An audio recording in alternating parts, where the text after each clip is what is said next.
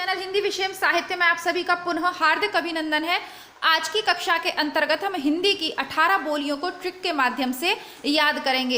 एक वीडियो में हिंदी भाषा की उत्पत्ति और विकास का यह अपलोड कर चुकी हूँ। इसी को आगे बढ़ाते हुए ट्रिक के माध्यम से आज आपको 18 बोलियां मैं हिंदी की याद करवाऊंगी। बहुत सारी समस्याएं हिंदी की बोलियों को याद करने में आती हैं। पहली बात तो हिंदी की 18 बोलियां याद नहीं रहती, बोली याद हो जाती हैं। तो कौन सी बोली किस उपभाषा वर्ग की है यह याद नहीं रहता। और प्रत्येक उपभाषा वर्ग की बोलियों को याद करने के लिए जब अलग अलग ट्रिक्स के यूज करते हैं तो एग्जाम में वो ट्रिक भी याद नहीं रहती। तो इन सभी समस्याओं को दूर करते हुए मैंने एक छोटी सी कहानी आपके लिए तैयार की है। उस कहानी के माध्यम से मैं आपको यह समझाऊंगी और आशा करूंगी कि आपके अच्छे से आपको ये याद हो जाए। मैंने अब तक आपको पढ़ा दिया कि उपभाषाएं, भाषा क्या है, उपभाषा क्या है, बोली क्या है, इसमें अंतर है। हिंदी की बोलियां 18 हैं, उपभाषा वर्ग हैं 5, पश्चिमी हिंदी, राजस्थानी, पूर्वी हिंदी, पहाड़ी और बिहारी। ये 5 उपभाषाएं हैं और इन्हीं के अंतर्गत हिंदी की 18 बोलियां आती हैं। ठीक है,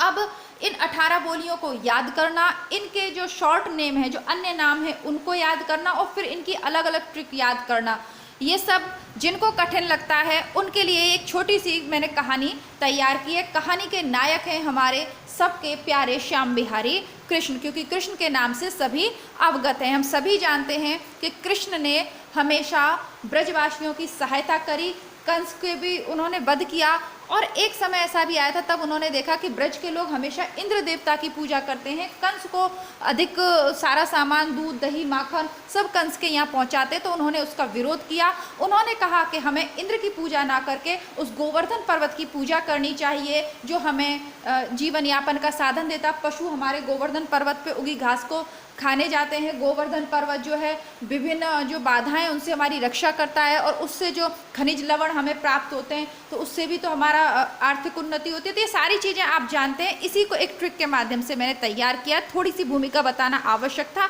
हो सकता है कि वीडियो अगर मैं ये भूमिका आपके सामने नहीं लाती तो वीडियो 2 मिनट कम अवधि का बनता। पर मुझे लगता है कि जो मेरे चैनल पर जो विद्यार्थी पढ़ रहे हैं उन्हें लंबे समय तक पढ़ने की आदत है, क्योंकि वीडियोस मेरे लंबे ही होते हैं, लेकिन वो आपको लाभ भी लंबे समय तक देंगे। क्षण भर पढ़कर और क्षण भर भूल जाने वाली ये ट्रिक नहीं है।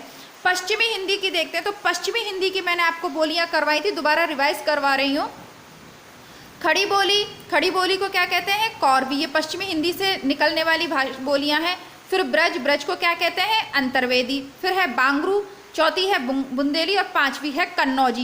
ये इस भाषा वर्ग की हैं, ये भी याद करना जरूरी है। ट्रिक के माध्यम से 5 बोली तो याद कर ली, पर किस भाषा वर्ग की है वह ट्रिक में होता ही नहीं है, तो आप भूल जाते हो।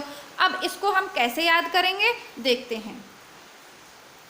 अब ये जो उपपत्नियां मान लीजिए कृष्ण की, ठीक है, कृष्ण की 5 उपपत्नियां होती तो मतलब क्या ही बोलूँ मैं, मान लो 5 गोपी मान लो, 5 सखी मान लो, 5 उपपत्नियां इसलिए लिख दिया। उपभाषाएं हैं ये, पश्चिमी हिंदी, राजस्थानी, पूर्वी हिंदी, पहाड़ी और बिहारी। ये जो हमने 5 की उपभाषाएं, इसीलिए मैंने यहाँ उपपत्नियां लिख दिया और कृष्ण साहित्य में उपपत्नियों का काफ़ी उल्लेख भी है। ठीक है, अब हमारी जो पहली ट्रिक रहेगी पहली बोली को याद करने की, सीधी इसमें सभी शब्द आएंगे आपके। होता क्या है कि जब पता चलता है कि भाई कृष्ण जी आ गए हैं तो सभी उससे मिलना चाहते हैं और सभी जो उनकी उपपत्नियां हैं वो उनको अच्छे से अच्छा भोजन खिलाना चाहती हैं ताकि वो उनसे प्रसन्न रहें। और कान्हा को भोग लगाना तो सबकी है ना। अगर हमें पता चले कि कान्हा जी आए तो हम भी तो हमारे घर में जो उपलब्ध होगा उसे भोग के रूप में उन्हें देना चाहेंगे ना, कि इसका वो भोग लगा लें। तो बस वही कहानी है। पश्चिम में खड़ी कौरवी बोली, तो पश्चिम से कौन सी निकली है? खड़ी बोली। पहली हो गई आपकी खड़ी बोली। खड़ी बोली को क्या कहते हैं? कौरवी। तो पश्चिम दिशा में कौन खड़ी है? कौरवी खड़ी है। पश्चिम में खड़ी कौरवी बोली के उसने ही तो सबको सूचना दी ब्रज के अंत में, ब्रज भाषा, ठीक है, अंत में यानी अंतर्वेदी। ब्रज भाषा को क्या कहते हैं? अंतर्वेदी। कोष्टक में मैंने लिखा है खड़ी बोली को क्या बोलते हैं? कौरवी। पश्चिम में खड़ी कौरवी बोली ब्रज के अंत में बाग में, है ना, ब्रज के अंत में बाग में, तो बाग से कौन सी होगी? बांगरू। ब्रज के अंत में बाग में कान्हा जी यानी कन्नौजी बोली। कान्हा जी बूंदी खा रहे हैं यानी बुंदेली भाषा। तो एक आपकी लाइन हो गई, पश्चिम में खड़ी कौरवी बोली कि ब्रज के अंत में बाग में कान्हा जी बूंदी खा रहे हैं। अब ये सूचना दे दी सखी ने, ठीक है, बोलियां समझ में आ गई। खड़ी बोली ब्रज भाषा, बांगरू, कान्हाजी से कन्नौजी, बूंदी से बुंदेली। अच्छे से समझ में आ गई? वीडियो को लाइक ज़रूर कर दीजिएगा, या अब मैं क्या ही बोलूँ, आगे बढ़ते हैं। ठीक है, दूसरे नंबर पे जो बोली थी वो कौन सी थी हमारी? राजस्थानी। राजस्थानी की कौन सी है? मारवाड़ी, जयपुरी। और जयपुरी को क्या बोलते हैं? ढूंढाड़ी भी तो बोलते हैं ना, ये भी याद रखना पड़ेगा क्योंकि पेपर में तो यह भी पूछा जाता है। फिर है मेवाती और फिर है मालवी। तो अब इसको याद करते हैं। अब दूसरी जो सखी है या जो दूसरी उपपत्नी है वो क्या कहती है? राज की बात यह है कि वो पहली वाली तो कहती है कि वो तो बूंदी खा रहे हैं, मैंने देखा कि कोई हमसे पहले भी पहुंच गई। भाई देखो आपस में होड़ तो रहती थी ना, तो बोली कोई हमसे भी पहले पहुंच गई और मैंने देखा कि वो तो बाग में बैठ के बूंदी खा रहे हैं कान्हा जी। तो अब दूसरी बोलती है कि राज की बात तो यह है, राज मतलब राजस्थान, राज की बात तो यह है कि मैं राबड़ी मारवाड़ी, ठीक है, मैं राबड़ी, और जब पूरी लेकर उन्हें ढूंढने गई तब वह मेवा और माल खा रहे थे। अब सारी लड़ाई क्या है? खाने की लड़ाई है, क्योंकि हर कोई चाहता है कि भाई मेरा ही खाना कृष्ण खाएं। अब दूसरी कहती है, पहली वाली पश्चिम वाली तो बोल ली, पहली सखी का क्या नाम है? पश्चिम, तो वो बोल ली। अब दूसरी वाली बोलती है कि राज की बात यह है कि मैं राबड़ी अर्थात मारवाड़ी, और जब पूरी लेकर गई, तो जब पूरी लेकर, पूरी सब्जी, पूरी खीर तो खाते हैं ना कान्हा, खीर पूरी तो पसंद है। जब पूरी तो मतलब ये जयपुरी है, जयपुरी को और क्या कहते हैं? ढूंढाड़ी भी कहते हैं। तो ढूंढाड़ी भी शब्द मैंने ट्रिक में लगाया है ताकि ट्रिक भी अगर आप याद कर लें तो ये गलत नहीं होंगी कि जब मैं मारवाड़ी और जबपुरी से जयपुरी लेकर ढूंढने से ढूंढाड़ी गई तब वह मेवा अर्थात मेवाती, ठीक है, रेड पेन से यहाँ पर ती साइलेंट है, तो मेवाती और माल भी हो गया। तो वो मेवा और माल खा रहे थे, यानी कि वो कहती है राज की बात यह है कि तुमने तो उसे बूंदी खाते देखा और जब मैंने देखा तो कान्हा मेवा और माल खा रहे थे। अब भैया बेचारी पूर्वी हिंदी, जो पूर्व दिशा में भी तो एक सखी खड़ी है, एक सखी पश्चिम दिशा में खड़ी है, एक सखी पूर्व दिशा में खड़ी है, एक इधर खड़ी है, उधर खड़ी है, सब ग्रुप में मिलकर मंत्रणा कर रही है ना कि कान्हा आ गए, कान्हा आ गए। अब भैया वो बोली, पूर्व दिशा में खड़ी सखी बोलती है कि अब मैं क्या करूं? बोली, साफ लिख रहा है कि अब तो 36 बघेलियां वहां हैं। अब वो बोलती है कि यार मैं तो देखे बिना ही रह गई अपने कान्हा को, अब मैं कैसे जाऊं? अब मैं कैसे जाऊं? अब से अवधि, अब तो 36 बघेलियां वहां पे हैं, तो 36 से छत्तीसगढ़ी, बघेलियां से बघेली, वो तीन बाघ बघेली होते हैं ना, बघेला बघेली, वो आ जाते हैं गांव में, उठा ले जाते हैं ना, वो बघेला बघेली तो होते हैं, वो मतलब गांव की भाषा बघेलिया, बाघिन फागिन है तो थोड़ा वैसा है ना, तो बघेलिया। अब वो पूर्वी जो सखी, पूर्वी हिंदी जो एक उपपत्नी है, उनकी पूर्वी उपपत्नी उपभाषा जो है पूर्वी हिंदी, वो बोली कि अब तो अर्थात अवधि भाषा हो गई, अब तो 36 बघेलिया वहां है। वो बोलती है कि यार ये तो गड़बड़ हो गई ना। अब पश्चिमी हिंदी कह रही है कि वो बूंदी खा रहे हैं, भाई पश्चिम में जैसे कोई बाग में बूंदी खा रहे हैं, पूर्वी हिंदी कह रही है कि भाई बाग में तो अब तो वहां पर 36 बागिने हैं।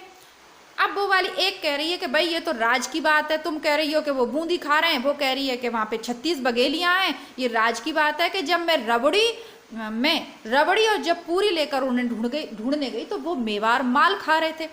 अब सब के सब। अब जो चौथी सखी है वो क्या बोलती है? वो कहती है कि ये हमारे वही कान्हा हैं, ये हमारे वही कान्हा है जिन्होंने गोवर्धन की एक पहाड़ी को, या गोवर्धन पहाड़ भी लिख सकते हैं, पहाड़ से भी पहाड़ी आ जाएगा। अच्छा मैंने आपको पहाड़ी की नहीं बताई ना, हाँ पहाड़ी की बोलियां हैं नेपाली, गढ़वाली और कुमायूनी, ये भी याद करनी है और ये भी याद करना है कि ये पहाड़ी की हैं। गढ़वाली आप बिहारी में नहीं कर सकते, ठीक है। देखिए नए जो विद्यार्थी होते हैं उनको ये ट्रिक्स काम आती हैं, अधिकतर जो पुराने विद्यार्थी हैं वो पढ़ कर वैसे भी याद हो जाता है, पर जो नए विद्यार्थी प्रारंभ कर रहे हैं परीक्षा की तैयारी उनके लिए तो गोवर्धन की पहाड़ी कर लीजिए या आप पहाड़ कर लीजिए कि उन्होंने पहाड़ी को सबका गढ़ बनाया। तो कौन सी हो गई? गढ़वाली हो गई ना आपकी, गढ़वाली। उन्होंने पहाड़ी को, जब विपत्ति पड़ी थी ना, इंद्र ने बारिश करी थी, तब उन्होंने पहाड़ी को सबका गढ़ बनाया। और अब यहाँ पर कृष्ण नहीं लिख सकते, कृष्ण लिखे तो वो कान्हा जी लिखेंगे, उसे कन्नौजी के अर्थ में। वो कहते हैं कि गोवर्धन पहाड़ी को सबका गढ़ बनाया और गायें उसने पाली। तो हमारा कान्हा कैसा था? जब विपदा पड़ी तो उसने पहाड़ी को सबका गढ़ बना दिया, है ना। सबको गढ़ बहुत बड़ा होता था, उसमें तो बहुत सारे लोग रह सकते हैं ना, तो उसने सब पहाड़ी को सबका गढ़ बनाया और गाय उसने पाली। तो उसने पाली नेपाली। साथ में कुमाने का सही तरीका भी बताया। भाई सब लोग गलत कर रहे थे ना इंद्र की पूजा करके, तो जीवन यापन करने का सही तरीका क्या है, गायों को पालो। कुमाने का सही तरीका क्या है, पहाड़ से हम खनिज लवण निकाल कर और अच्छे दामों पे बेच सकते हैं। इंद्र की पूजा करने के लिए हमेशा हाथ जोड़ के कि बारिश होगी तभी, क्योंकि बारिश तो कभी होती है कभी नहीं होती और खेती में नुकसान होता है। इससे अच्छा है हम गोवर्धन पर्वत से खनिज वगैरह और वो सारी चीज़ें लेके उनका आयात निर्यात करें। तो कुमाने का सही तरीका भी बताया। तो ये जो रेड से लगे हुए हैं ये आपकी बोलियाँ। तो गढ़ बनाया से गढ़वाली, उसने गाय उसने पाली से नेपाली तो निकल के ही आ रहा है, और कुमानू से कुमायूनी। ठीक है। अब पांचवी जो उपभाषा है वो है बिहारी, और उससे निकली भोजपुरी, मैथिली और मगही। अब इनको आप कैसे करोगे। अब जो पांच ही तो सखियां बात करें ना, पांच उपपत्नियां उनकी वहां पे, तो पांचवी उपपत्नी कहती है, ऐसे प्यारे श्याम बिहारी के लिए मैं थाली में भोजन के रूप में पूरी और मगज के ही लड्डू लेकर जाऊंगी, है ना। वो कहती है कि मेरे ऐसे श्याम प्यारे श्याम बिहारी, तो बिहारी बोली उपभाषा हो गई आपकी के लिए मैं थाली में, मैं थाली यानी मैथिली, ठीक है, मैं थाली में क्या ले जाऊंगी, भोजन के रूप में पूरी, तो भोजपुरी, भोजन में पूरी भोजपुरी, और मगज ही के लड्डू ले जाऊंगी, मगज ही के लड्डू लेकर जाऊंगी। तो ये कृष्ण की छोटी सी कहानी के माध्यम से मैंने हिंदी की 18 बोलियों को आपको याद कराने की कोशिश की है। बहुत 2 मिनट में 5 मिनट का वीडियो भी मैं बना सकती थी छोटी सी ट्रिक से, पर मुझे ये कहानी अच्छी लगी और लंबे समय तक याद होने वाली लगी, इसलिए प्रस्तुत कर दी। अब आप लोगों को कैसी लगी ये आप कमेंट बॉक्स में बताइएगा। और उसके जैसी बारिश तो ना सही, लेकिन बहुत अच्छी बारिश यहाँ पर भी हो रही है। ठीक है, वो मैं आपको खिड़की से बारिश का दृश्य दिखाने का प्रयास करती हूँ, अगर आपको सही से दिखे तो। अभी पड़ोसी अगर देखेंगे कभी तो कहेंगे कि ये हमेशा हमारी छत पे पता नहीं क्या फ़ोटो लेती रहती है। तो ठीक है, इसी के साथ वीडियो को समाप्त करती हूँ, और अपनी राय कमेंट बॉक्स में ज़रूर लिखिएगा। मिलती हूँ एक नए वीडियो के साथ। नमस्कार, धन्यवाद, जय हिंद।